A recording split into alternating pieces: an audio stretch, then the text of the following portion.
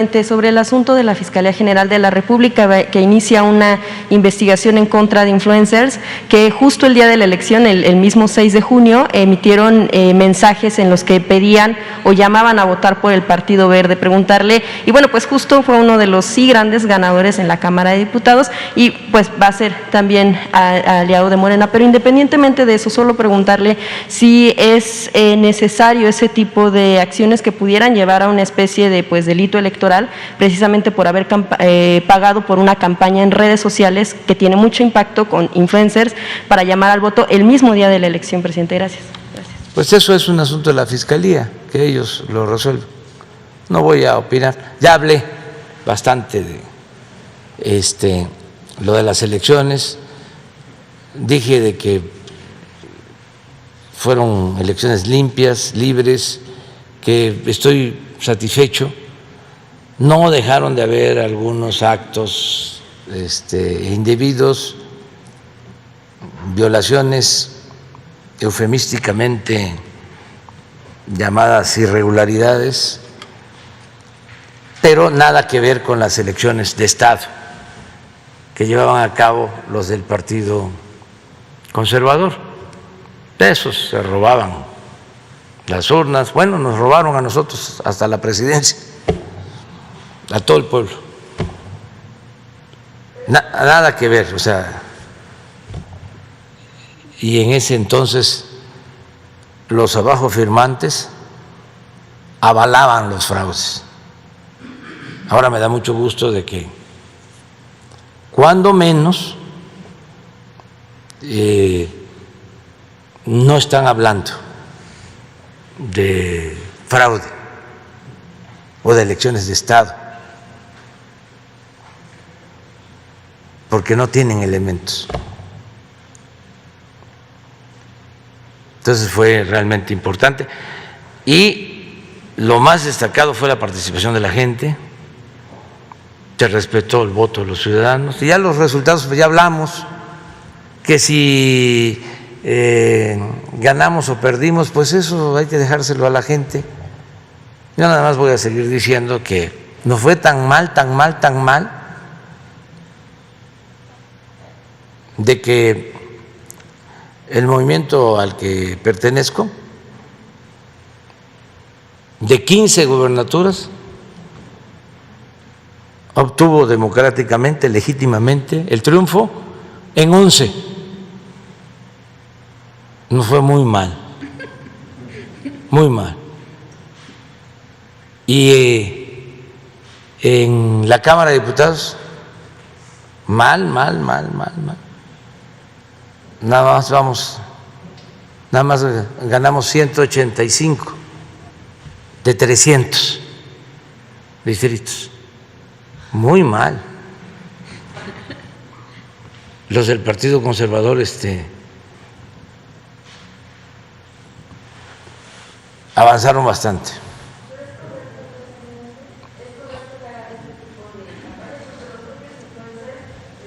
No es correcto, pero ya que hablamos aquí de la guerra sucia en la ciudad, de cómo les hablaban los del Partido Conservador, de que no votaran porque se había originado este lamentable accidente, la desgracia del metro, cómo utilizaron este lamentable accidente, esta desgracia, con propósitos electorales, porque pues siempre han andado sopiloteando.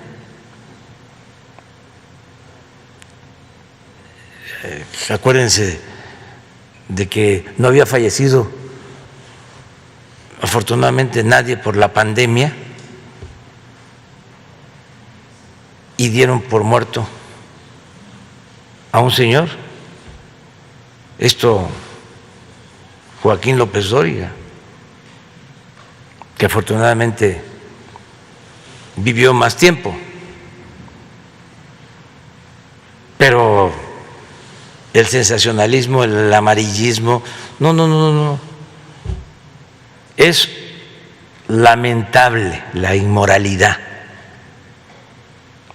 la falta de ética de los medios convencionales de información en México, con honrosas excepciones. Y lamentable el servilismo, el sometimiento al poder económico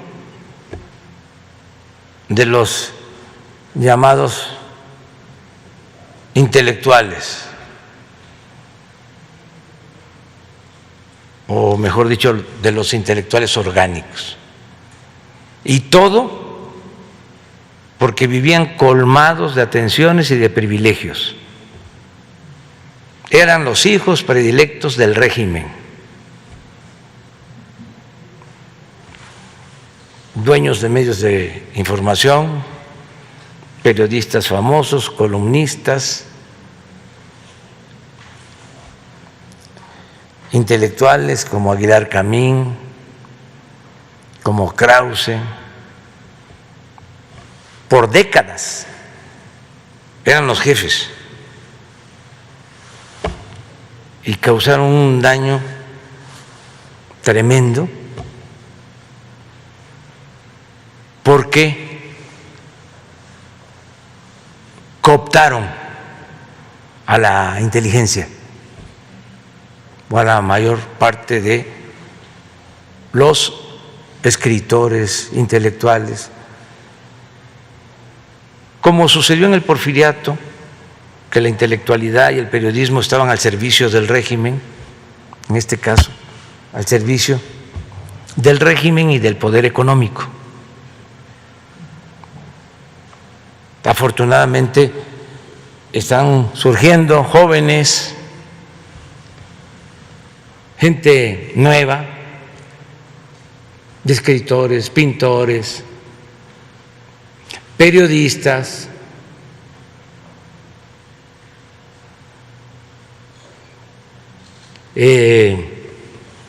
liberándose del grillete de la intelectualidad oficiosa y corrupta. Pero es importante. Y es bueno el debate sobre este asunto, porque ¿cómo dominaban? Con el control absoluto de los medios de comunicación. Ahora no pudieron, no les alcanzó. Les funcionó aquí, en la ciudad. Y se explica por qué aquí es donde se recibió el mayor bombardeo de mentiras. Y muchos compraron esas mentiras.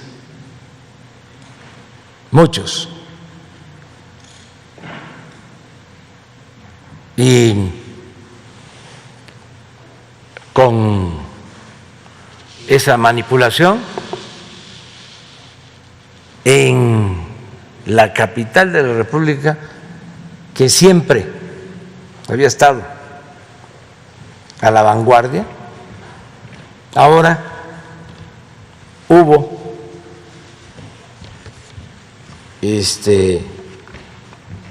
un avance hacia el conservadurismo. Por eso lo atribuyo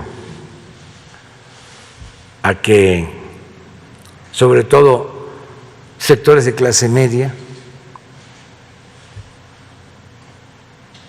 fueron influenciados. Se creyeron lo de el populismo, el de que íbamos a reelegirnos, lo del Mesías tropical, el Mesías falso,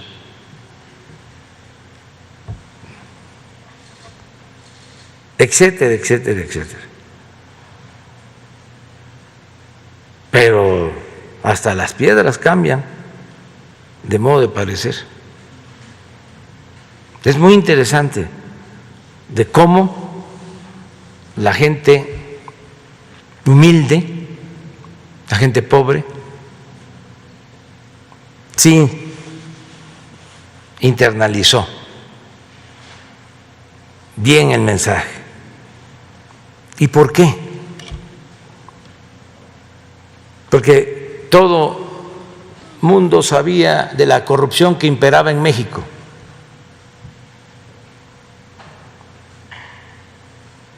Pero de una u otra forma se aceptaba y se formaba parte, como es el caso de estos políticos corruptos o intelectuales, periodistas, eran parte del mismo régimen corrupto. Y todos sabíamos de la corrupción, o sea, la gente más humilde. Pero ¿quién fue el que internalizó mejor el hecho de que había corrupción y que si se combatía, las cosas mejoraban? ¿Quién lo sintió más en estos 2 años y medio? ¿Quién lo percibió mejor? Pues la gente que nunca recibía nada.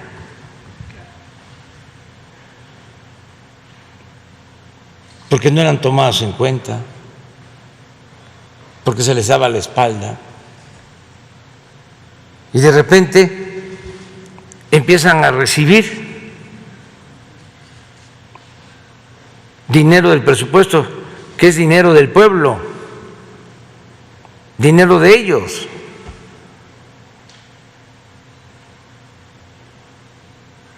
Y empiezan a darse cuenta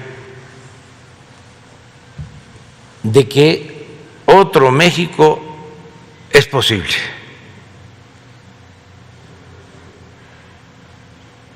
Y ahí sí, por más guerra sucia que hubo, no pudieron. Ese es el cambio de mentalidad al que apostamos. Esa es la revolución de las conciencias. Pero un integrante de clase media, media alta, incluso con licenciatura, con maestría, con doctorado, no está muy difícil de convencer. Es el lector del Reforma, ese es para decirle: siga usted su camino. Va usted muy bien. Porque es una actitud aspiracionista, es triunfar a toda costa, salir adelante, muy egoísta. Ah, eso sí, van a la iglesia todos los domingos o a los templos y confiesan y comulgan para dejar el marcador en 0. Y luego el domingo, de nuevo, lo mismo. Si tenía razón mi amigo finado Carlos Monsiváis, que me decía: la verdadera doctrina del conservadurismo, me decía, la verdadera doctrina de la derecha, pero a mí me gusta más hablar de conservadurismo. Creo que es más apropiado, pues que es el que quiere conservar, el que no quiere cambios, el que quiere mantener el statu quo. Y decía Monsi, la verdadera doctrina de los conservadores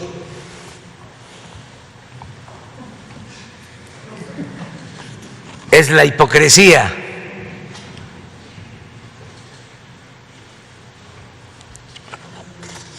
Y ¿saben qué también?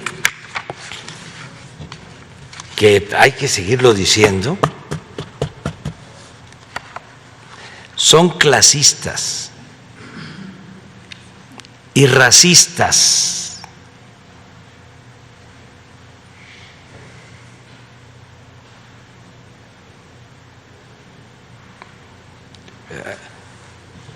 Estaba yo viendo un Twitter de el expresidente Calderón cuestionando al presidente de Argentina porque cometió un error en una expresión. Ya ofreció él disculpa, pero lo que dice el presidente Calderón, como comentamos aquí, un poco así como el haya sido como haya sido, dice, como comentamos así, no tiene la culpa el indio, fíjense, sino el que lo hizo presidente. ¿A qué les sabe esto? Pero él lo ve normal. Lo otro, el directivo del Reforma, que hasta dudaba yo que se tratara de su cuenta, y en efecto, que divide el territorio del Distrito Federal y hay una línea como un muro que separa a los pobres de la ciudad con los de clase media o alta y pone en la franja de los de clase media y alta, porque esa es la mentalidad conservadora, pone, estos son los que pagan impuestos, y del lado de los pobres, de los trabajadores, de las delegaciones donde vive la gente con menos ingresos, pone, estos son los que reciben subsidio. Primero, además de clasista y de racista, es falso. Todos pagamos impuestos, hasta la gente más humilde. Y segundo, pagan más impuestos sobre la renta los trabajadores que los empresarios. Proporcionalmente. Pero son mitos que se van recreando con el paso del tiempo para sostener un pensamiento conservador, irracional, sin fundamento. No hay argumentos válidos. Y también no crean que hay condiciones como para aceptar que no tienen la razón. No, no.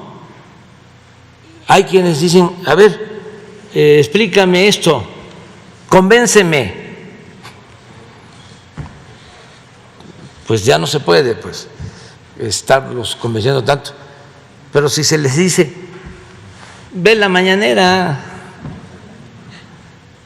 infórmate, no.